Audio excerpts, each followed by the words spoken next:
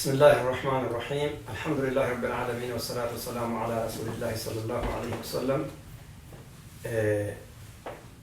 دعوتوتا تينا. السلام عليكم ورحمة الله تعالى وبركاته. بقى جراتن يا المدورة مرة تكا واي قداتنا أو آدي ما آجرو كنمن إسلاما اتبادا آجرو واي سرنا قداتي في أيانا إريتشا في أيانا مسكلا أيانا بويا هارا وجدامي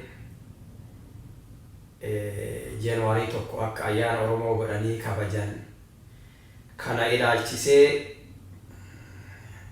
والرا بيكو إسني هميتوري أمالي كان مرة دي ونجتشو قبو دورا وان توكو يو دبتن نمني وان توكو دبتو رقا أن دبتشو قبو إسلام مان كايتنو أججو كايران أورغتو كايتنو أججو كأكا جل ديمنو أكا إبانو يوكين أمو جروا الدنيا تتلي أكا توفنو كانوا أجيلشو رقا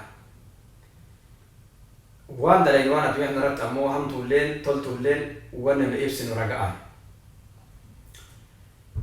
Ragaan kun ammoo waan ta'ee dabre waan ta'aa jiru lamaan matan. Kanaafuu waa'ee sirna gada'aa kana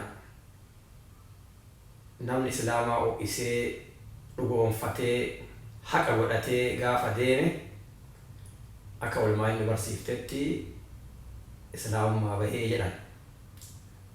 Rabbi nagaa nu haa baasu san irratti rabbi nu ajjeesini rabbiin islaamaa irratti nu haa ajjeesu rabbiin kasaraa irraa nu haa dandamu.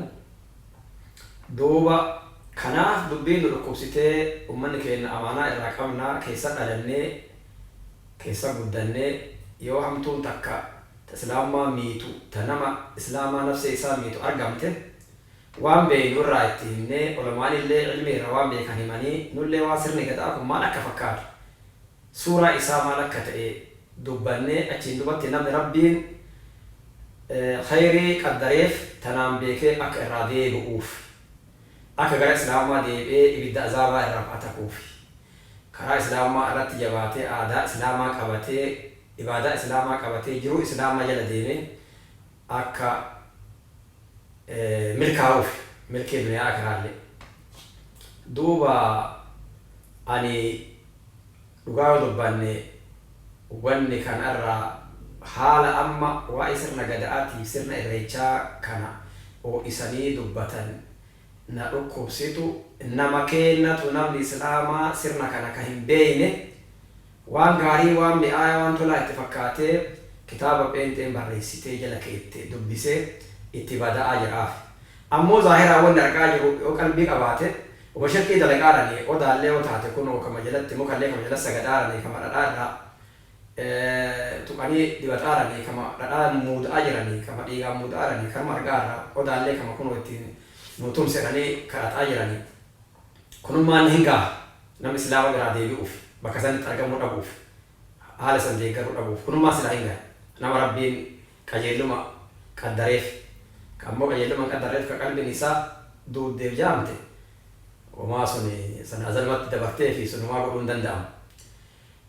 Ani yoo ofirraa yoo dubbadhe ani dura mee isinii himaa dhugaa dubbachuuf isinii himaa waan dhugaa waan akka dhugaa wal hubannoo isinii dubbataa jira. Ani gosti keessa dhaladhe gosa warra bokkuuti. Warri keenna gosti keenna bokku. Bokkuun abbaa 15 dhaloota abbaa 15 ka durii waaqoo hangooyyee namni jedhamu kurkuru irraa baatee gadan fide ganda keenya jira hagamma. Maanguddoo waa'ee sirna gada'aa kanaa fi waa'ee bokkuutii fi waa'ee irreessaatii fi waa'ee tolfannootii fi waan kana fakkaatu ijoollummaa irraa barataa dhufe.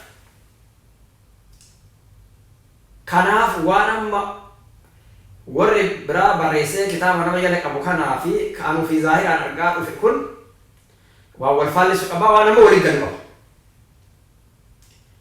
Ka walii galuun isinuu argaartanii wayita yaa abaan wayita irreessaaf bayan waan godhata waan godhata.